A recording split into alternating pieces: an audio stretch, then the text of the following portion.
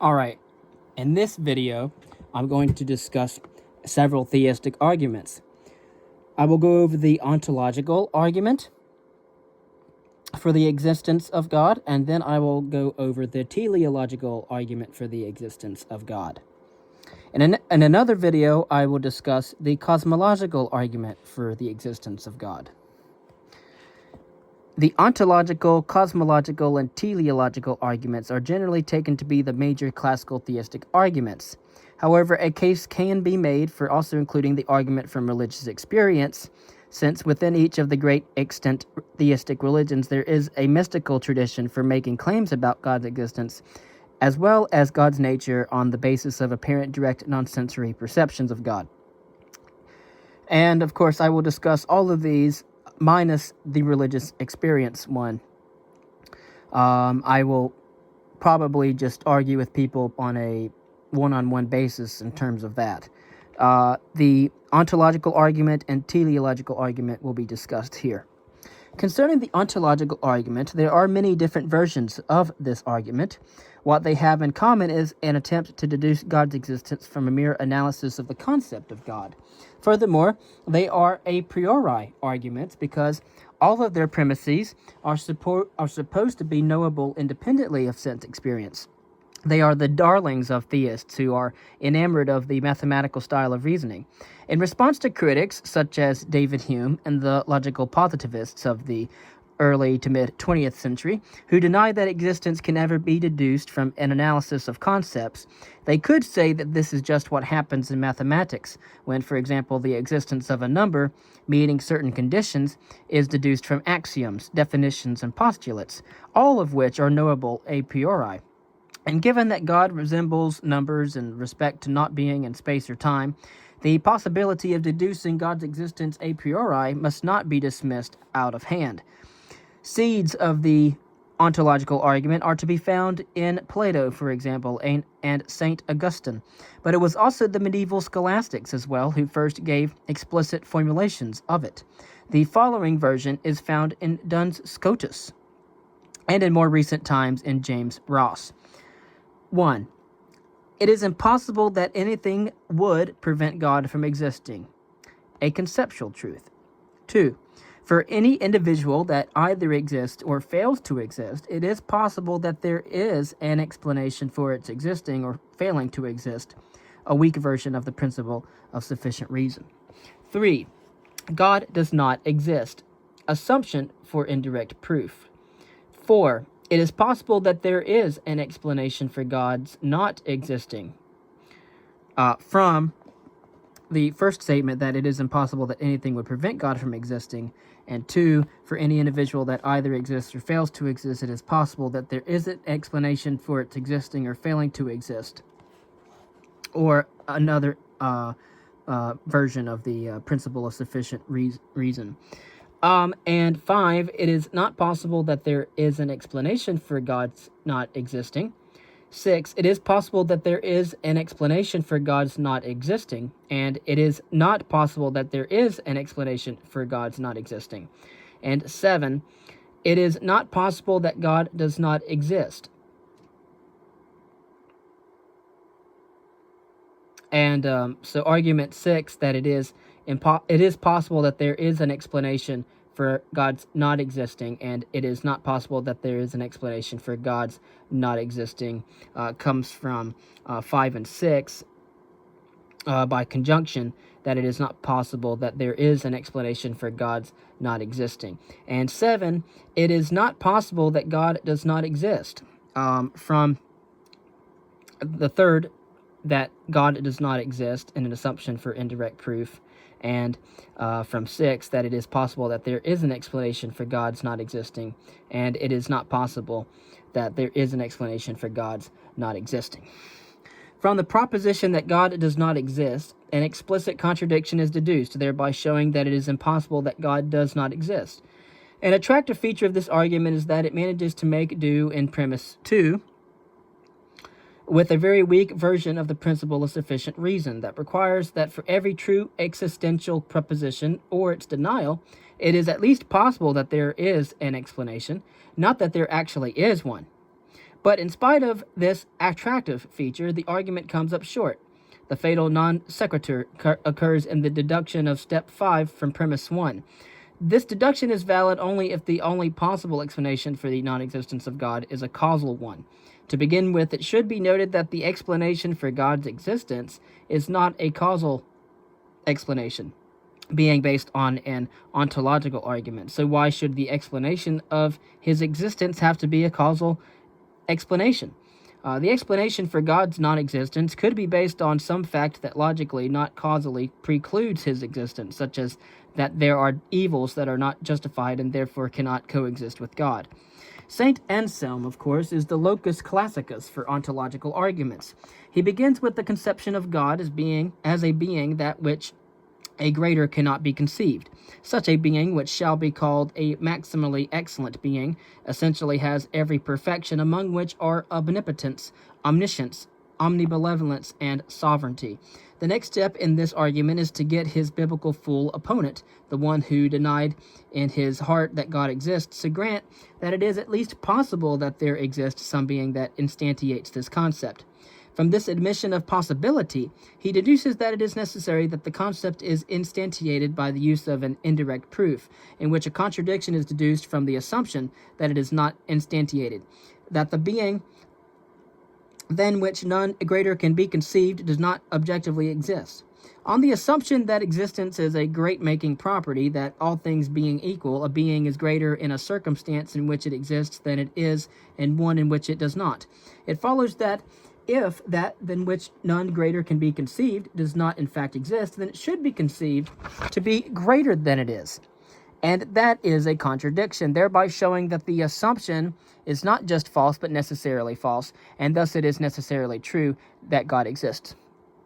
But is it really contradictory to say that than which none greater can be conceived could be conceived to be greater than it is?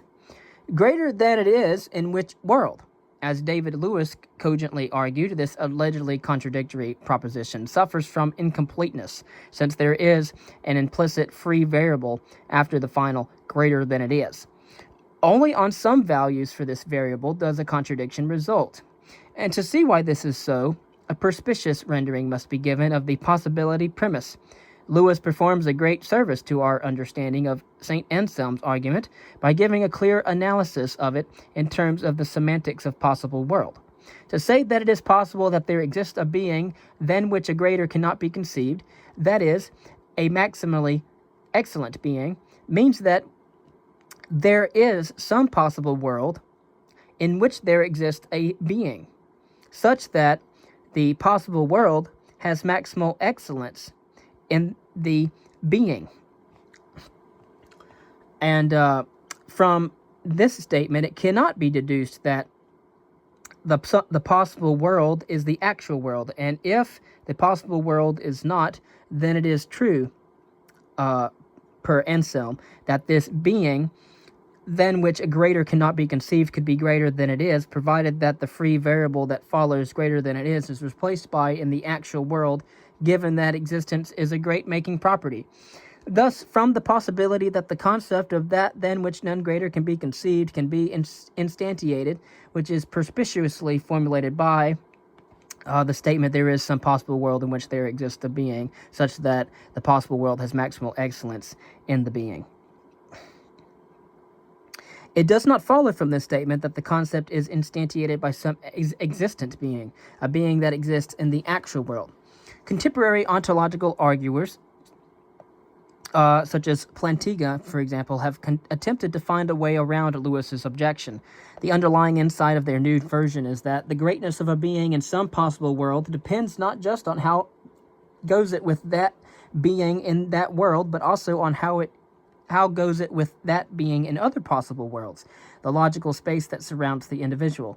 The requirement that a maximally excellent being must possess all of its omniperfections essentially takes note of this, since this assures that this being will be at its greatest greatness in every world in which it exists, which unfortunately does not entail that it exists in the actual world, but the concept of God accordingly must get souped up so that a being than which none greater can be conceived is not just maximally excellent, or essentially have all of the omniperfections and attributes that are ascribed to God, but also have necessary existence as well, in which a being has necessary existence, if and only if it is necessary that it exists. Let us call a being that is both maximally excellent and necessarily existent an unsurpassably great being. The problem is that whereas the fool rightly was willing to grant that it is possible that the concept of a maximally excellent being is instantiated, he would have to be not just a fool, but a competent schmuck to grant that it is possible that the concept of an unsurpassably great being be instantiated. For in granting that it is possible that there is an unsurpassably great being, he is granting that it is possible that it is necessary that there is a maximally excellent being. But if his consent to the latter is to be an informed one, he must know that the nested modal operator, it is possibly that it is necessary, is to be subject to the axiom system of modal logic, according to which whatever is possibly necessary is necessary. This has the consequence that a proposition's modal status is world invariant. Since it is possible that the proposition that it is necessary that there is a maximally excellent being is true, this proposition is true in some possible world. But given that a necessary proposition is true in every possible world, it follows that it is true in the actual world, that there is a maximally excellent being. The fool is well within his right to charge the ontological argument with begging the question in its possibility premise. The intelligent arguer, such as Plantinga, would argue that the argument does not succeed as a piece of natural theology, but then would point out that it nevertheless serves the purpose of showing that it is not irrational or epistemically impermissible to believe that God exists, for the argument is valid and has premises, including the possibility one, that are just as likely to be true as opposed to not. If a stalemate of institutions is to be overcome, the opponent of the argument must give some good argument for why its possibility premise is false. This could be done by finding some concept that intuitively seems to have more likelihood of being instantiatable than does the concept of being unsurpassably great, and that is strongly incompatible with it, in that if either concept is instantiated in any possible world, the other instantiated in none. The concept could be that of being an unjustified evil, meaning an evil that God does not have a morally exonerating excuse for permitting. That is, an evil that could not coexist with God. But since an unsurpassably great being, if it possibly exists in every possible world, in no possible world is there an unjustified evil. But it certainly seems more likely that it is possible that there be an unjustified evil than that there be an unsurpassably great being. Even some theists seem to grant the possibility of an unjustified evil when they exercise themselves in constructing theodicies that attempt to show that the apparently unjustified evils of the world really have a justification. Thus, by souping up the concept of God in the way that the ontological arguer does, the foundation is laid for an ontological disproof of God, conceived of as an unsurpassably great being. And now we will go and speak about the teleological argument. The teleological argument, like the cosmological arguments, for example, which we will discuss later, begins with a contingent existential fact, only one that is normative and that it is good or desirable, such as that there are organisms and their organs that display design or purpose, natural beauty, widespread law-like regularity and simplicity, miracles. Whereas the cosmological argument contains an explanation argument for a theistic type explanation, being the only possible one for its existential fact, the teleological argument appeals to some principle of inductive, analogical, or probabilistic reasoning to show that this is the best explanation for its existential fact, thereby avoiding the need to invoke the highly controversial PSR. The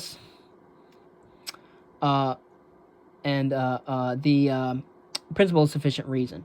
Thus, the typical design argument has the following three components: a contingent valuable existential fact, some principle of inductive reasoning, and an explanatory argument to show that the probable explanation of this fact is in terms of the intentional actions of a supernatural, godlike being. In one version of the classical teleological argument, which is given by Hume's character, an analogy is drawn between a machine and the universe as a whole. And since a machine arises from the intentional efforts of an intelligent and powerful design creator, so does the universe, only one that is proportionally more intelligent and powerful. This argument is a non-starter because its analogical premise is destroyed by this striking disanalogy between a machine and the universe. Whereas a machine has a function, the universe as a whole does not. This analogy is due to the fact that whereas a machine must operate within an environment, the universe could not, given that it is the totality of what is. A far more plausible version of the teleological argument is the one given by William Paley, in which the analogy is drawn between an artifact, such as a watch, and an organism, or one of its organs. The eye, for example. Were we to find a watch lying on a heath, we would, after determining that its parts fit and work together in an intricate manner, infer that the watch was designed by an intelligent agent. We would then infer that this, even if we had never seen a watch before. Similarly, when we look at biological mechanisms, we also describe a similar complexity, and we should likewise infer the biological mechanisms were designed, but by a proportionately more intelligent being. There is a very serious gap problem in any teleological argument, for it fails to show that it's very powerful and its very powerful and intelligent designer creator is omnibenevolent, no less omnipotent and omniscient.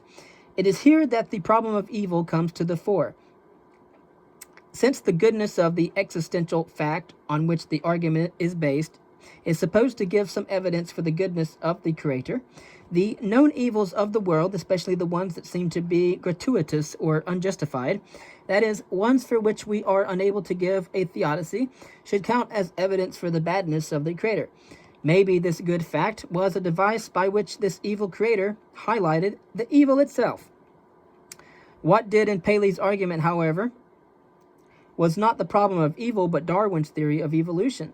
The mechanisms that impressed Paley so much probably were generated by the natural process of organisms mutating and only the fitter ones surviving in order to reproduce. This theory provides a satisfactory explanation of the items in question by a non-designed natural process, since that would challenge the claim that the theistic explanation is the only or the best one that is available.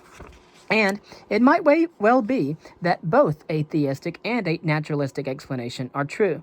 However, in the presence of a naturalistic one, the theistic one may not be needed or may not be the best one at all. Post-Darwinian teleological arguers regrouped and made the evolutionary process the object of their explanatory demand.